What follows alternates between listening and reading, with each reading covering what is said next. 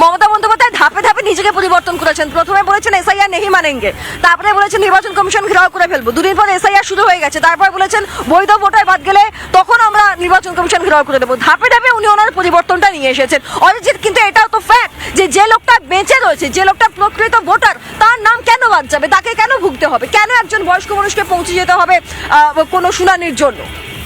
একটা বিশাল বড় প্রসেস গণতান্ত্রিক পরিকাঠামোয় নির্বাচন কমিশনের দ্বারা যেটা হচ্ছে, তার মধ্যে যদি 0.00000% যদি কোনো ভুল থেকে থাকে সেটা নির্বাচন কমিশন সিদ্ধান্ত নেবে।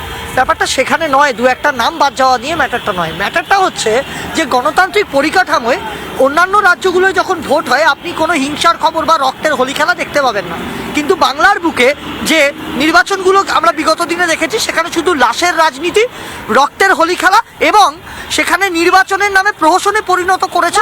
আপনি এসব বলছেন, ওদিকে দেবব্রত বাবু বলছেন বিজেপি প্রভাবিত করছে নির্বাচন কমিশনকে। না দেখুন, দেবব্রত বাবুদের হার্টবিট বেড়ে গেছে, প্রেশার বেড়ে যাচ্ছে, কারণ যত নির্বাচন কমিশন তার এখতিয়ারে থাকা এই নির্বাচনগুলোকে সঠিক পদ্ধতিতে এগিয়ে নিয়ে যাচ্ছে, তত তৃণমূল কংগ্রেস ধাপে ধাপে রিয়েলাইজ করছে তারা পরাজয়ের দিকে এগিয়ে যাচ্ছে। সুতরাং এটা মনে রাখতে হবে, আগামী 2026-এর নির্বাচনে মমতা বন্দ্যোপাধ্যায়ের মতো একজন দাপুটে নেত্রী যিনি বুঝতে পেরেছেন যে তার পরাজয়টা অবশ্যম্ভাবী।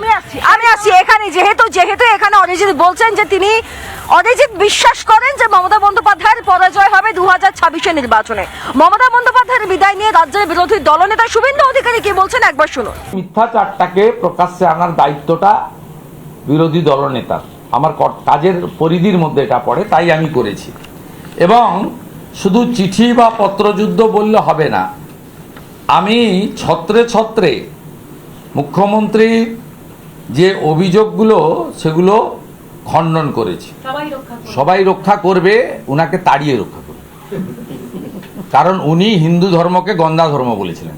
ন্যাচারালি আপনাকেই এরা তাড়াবে, আপনার ডাক মা নিশ্চয়ই শুনবে, সেই কারণেই আপনি নজরুল মঞ্চে গিয়েছেন, আমার যাওয়ার সময় হলো দাও বিদায়।